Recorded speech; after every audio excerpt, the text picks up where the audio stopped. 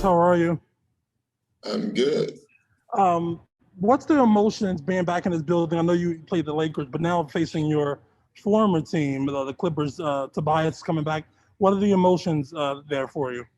Well, I get a chance to say hi to, a lot of friends, a lot of people. I made a lot of good friends here. Not just the players, but the people behind the scenes that you guys never see. All the people that work with the Clippers. I basically hired them all, or was responsible for hiring a lot of them. So I'm glad they're all doing well. And so more of that than anything else. And one more for you, then I get out the way. Today, the Nets got LaMarcus Aldridge, like the monsters of the East now. How do you approach the playoffs, even though you are at the top of the East, knowing that you have that Goliath potentially heading your way down the road? I don't worry about it, to be honest. We kind of worry about ourselves, and that's all we can do. We like our team. We like who we are. We like how we play. So I don't give it a lot of thought. Thanks, Coach. Yeah. Let's go to Tomer. I apologize if I'm butchering your name. Hey, Doc, good to see you. I hope you and yours are well. We didn't have a chance to talk to you since you left, but over the years, you've had a lot of great moments. I mean, I think the organization was kind of a laughingstock before you got here. You really brought them up. What is your favorite moment with the Clippers organization over the years? Oh, gosh, I have a lot of them. Tamara, I would probably pick the Golden State series just because of what we were going through at that time. I thought the franchise was on the brink, if you know what I'm saying. And not only how we dealt with it, but more that we responded by playing well enough to win a series that I thought for the franchise almost was a must-win series because of what we're going through. So watching our fans and just the entire group rally, I would say that was number one. And then, Lou was recently traded away from the team, but you really were responsible for some of his best years. I'm curious, what do you think he means to this organization coming after, the post-Lob City era where you guys were retooling? Yeah, Lou, Pat, Tobias played a big role. Gal, Trez. I mean, a lot of guys. We made the move where we moved away from CP and Blake and DJ, and those 2 years really were the bridge to create the franchise that the Clippers have now. And those guys are all responsible for that. Lou was phenomenal for me. It was like having the greatest relief pitcher, that you just threw in the game, and he got points for you and buckets for you, and that was huge. Thank you, Doc. Let's go to Andrew with the LA Times. All right. Hey, Doc, good to see you. I'm curious, what Ty has said that when he became coach here, he feels like he's a different coach than he was in Cleveland. Obviously, he had a year plus out of the game, though. You were out for 5 days. I'm just curious, did the experience with the Clippers the last couple of years, does that inform, do you feel like you're any different the way you handle anything or approach the job with the Sixers now? Yeah, I don't know. I think you approach every job different, Andrew.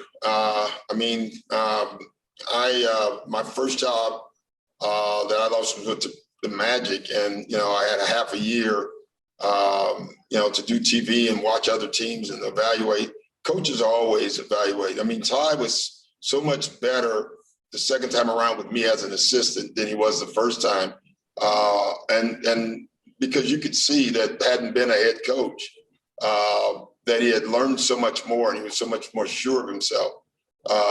So yeah, we just keep growing. I don't think you can stop. You have to keep getting better, but more importantly, you have to change with what you have. You try to coach. You coach different guys. This team I have now is a very young basketball team, especially their stars are young. So you definitely have to deliver messages and do things differently. And then I think it was back in training camp. He said once that, Ty was sitting right next to me. I don't know how much different it might be this year. When you've watched now, you've had a body of work to watch what Ty's done. How much different versus expectations do you feel like what you're seeing on the on-court play? Well, they're a different team, Andrew. They don't have a lot of the same guys. They run a lot of the same stuff that I run. I mean, going through shoot-around today, I thought we were going through our shoot-around. at times. But I wouldn't have changed much offensively either. I mean, they were pretty darn good last year. You know, the difference is they've had a chance to practice together, you know, and you can see that.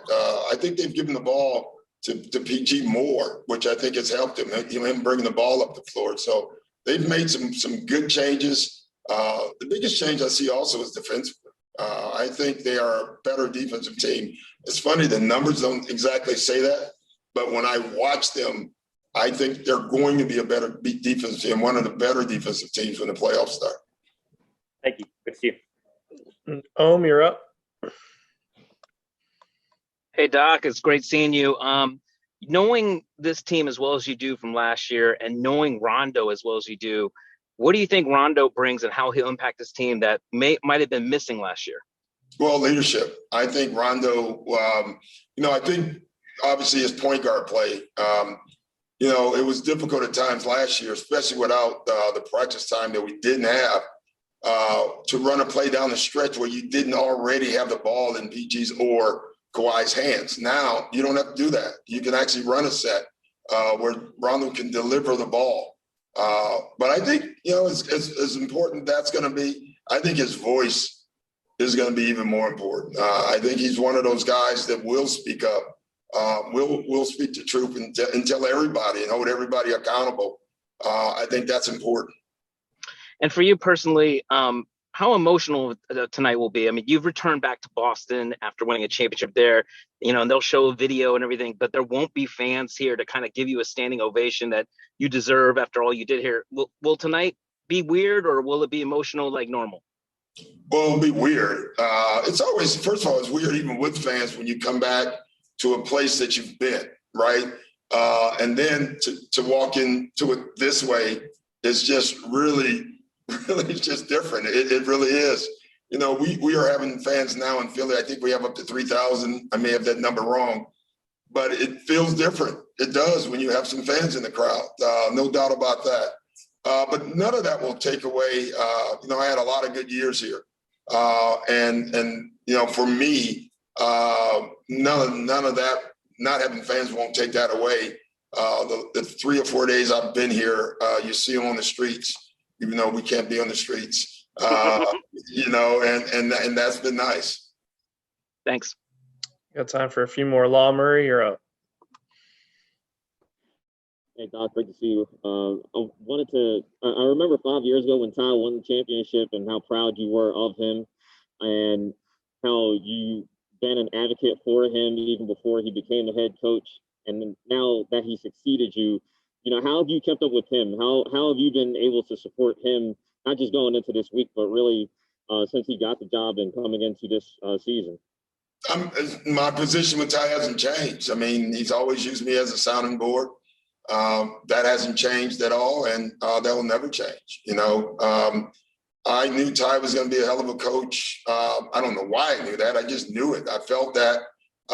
You know, I've coached for 20 whatever years, and I've only told 3 or 4 players, when you retire, call me and I'll get you a job. I've told that to a couple other guys too. Ty was one of the ones that called me, you know, and said, okay, I want a job, you know, and we got him a job. We didn't have a job, you know, at that time. It was during the season in Boston. And unfortunately, you know, I've worked for Danny and I called Danny and said, hey, we need to create an assistant coaching job. And Danny did it. So, you know, so that part of it hasn't changed at all. Let's take these 3 questions remaining. Shawn, Joe, me, or Jim. Go ahead, Shawn. Hey, Coach. You know, prior to you getting here, the words Clippers and championship contender were never necessarily mentioned in the same sentence. When you reflect on your time, what do you think most about? You know, what do you remember most about your time being here? Well, that's, you know, if you remember when I took the job, I said I had several goals. One is when you hear the Clipper name, you look at it as a classy organization that can win, and a championship organization. Well, I think we did that as far as everything except for the championship part. You know, you got to win that to become that, obviously. But last year we had a shot. This year they have a shot. And I feel like I played a part in that. And so I was very successful in that way. Never as successful as I wanted to be as far as taking this team all the way to the finals and winning it. Let's go to Joe next. Hey, Doc, welcome back. Just wondering kind of what you've seen from the Western Conference this year, what your views are, and have you been surprised by Utah? Plus, I mean, the way things are going, it could be the Lakers and Clippers in the first round. So it's, kind of a little bit different than last year.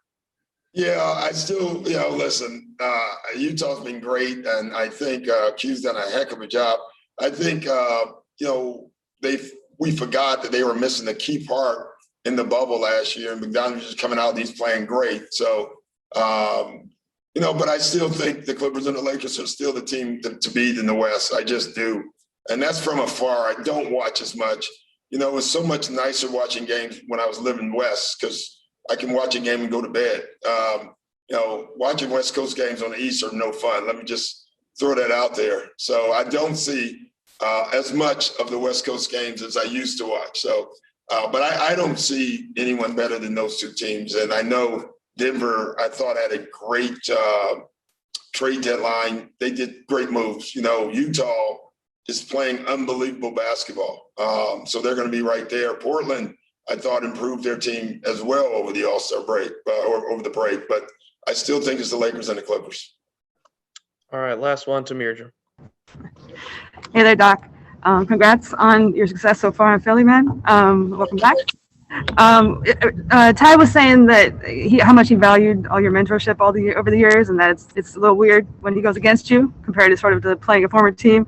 What's it like for you to kind of coach against a guy who, wouldn't be a coach if it weren't for you, maybe? Well, it's always weird when you go against any of my guys. Going against Tibbs is weird. I always thought they had an advantage because they sit like Ty every single ATO that I ran in practice. Ty wrote every one down. He actually has a book of every single play that I've ever ran. And so does Tibbs. I don't have a book of theirs, so I think it would be fitting if they both would walk over and hand me all their sets that they've run. I think that would be very much fair. But, listen, it is strange because you want to beat your friends sometimes more than you want to beat your enemies. And that's just how it works. But after the game, we're back to normal.